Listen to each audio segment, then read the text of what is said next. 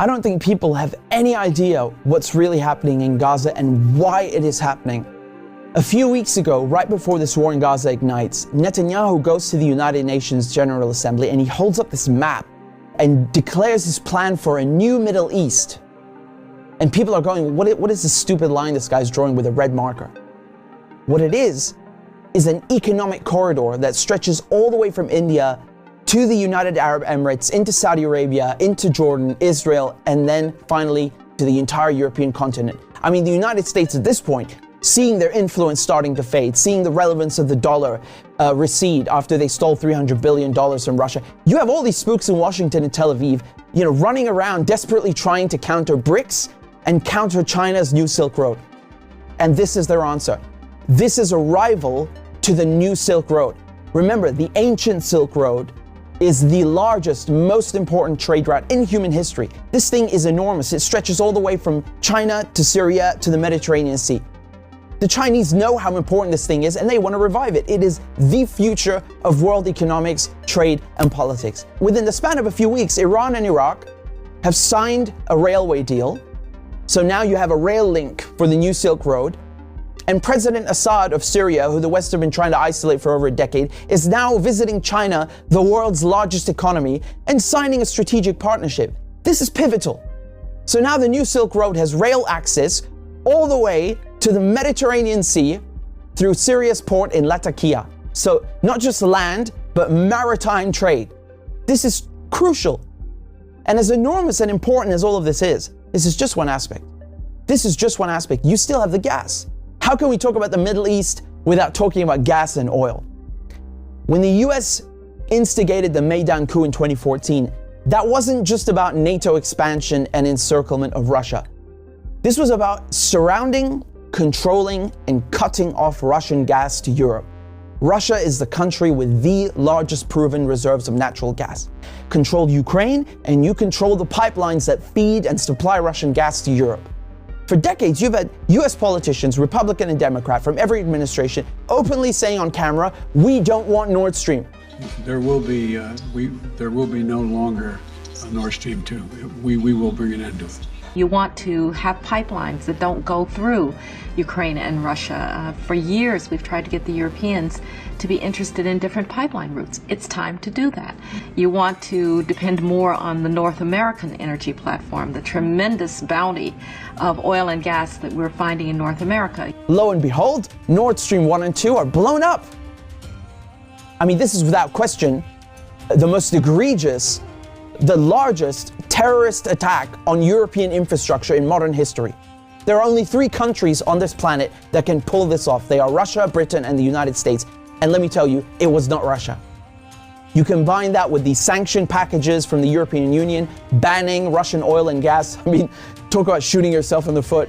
So now there's no more Russian gas coming into Europe. And just like that, the United States have achieved a long-standing foreign policy objective. Now, the only other country with enormous gas reserves, the second largest in the world, is Iran. Iran signed the nuclear deal in 2015 and 2016. They're complying in every way imaginable. The IAEA at the UN cannot be happier.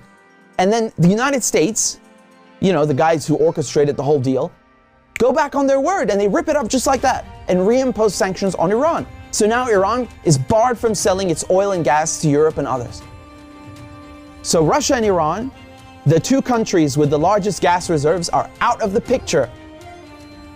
Then Israel, all of a sudden, proposed themselves as a solution to the European Union's gas shortages. Take our trilateral energy, for example, that we closed in June with Egypt and Israel. It has played an important role in our strategy to get rid of the Russian fossil fuels. How convenient. How convenient. In 2010, they conduct a geological survey and find this monstrous giant gas field in the Middle East. It's called the Leviathan, and it's in the Mediterranean Sea on the Levantine Basin. That means it's right off the coast of Palestine, Lebanon, Syria. Syria initially declines offers over its gas reserves and simultaneously refuses to lay pipes for a Qatari gas project. What a coincidence! Barely a year later, war breaks out in Syria. And who's funding it? Qatar and Israel and the United States are just some of the parties funding and running this war to overthrow the government in Damascus. Today, the United States control 1/3 of Syria.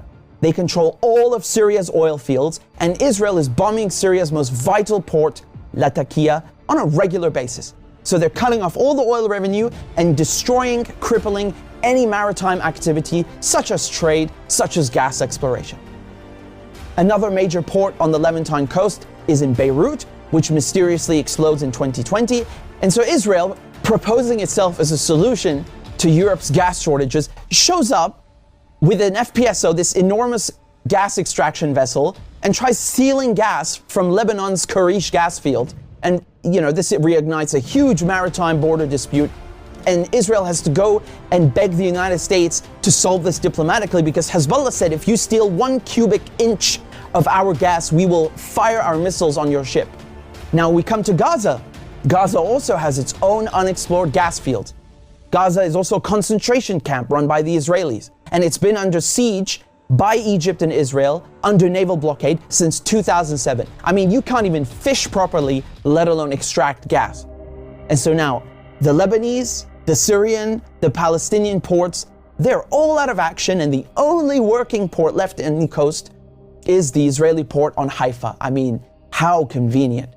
This makes Israel the only one able to explore gas and implement an economic corridor like the one that Netanyahu held up at the UN.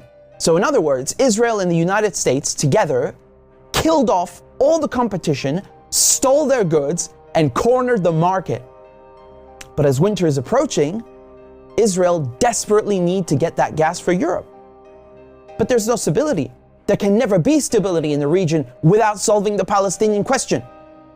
And so when Netanyahu shows up at the UN with his brilliant plan, the Israelis thought, oh, it's a done deal. They'll just get Saudi Arabia to normalize ties and thereby extinguish the Palestinian issue once and for all. And that is precisely why they are in Gaza slaughtering Palestinians like crazy, like they're in berserker mode. Israel has bombed Gaza before, but this surpasses anything we've ever seen, which is truly saying something. I mean, this is unhinged, calling people human animals and massacring them. Israel is just hoping the Palestinians will run away in fear into the desert. They've literally said this. They want to put them in the desert. They want people in Gaza to go to the Sinai desert and push the people in the West Bank into Jordan.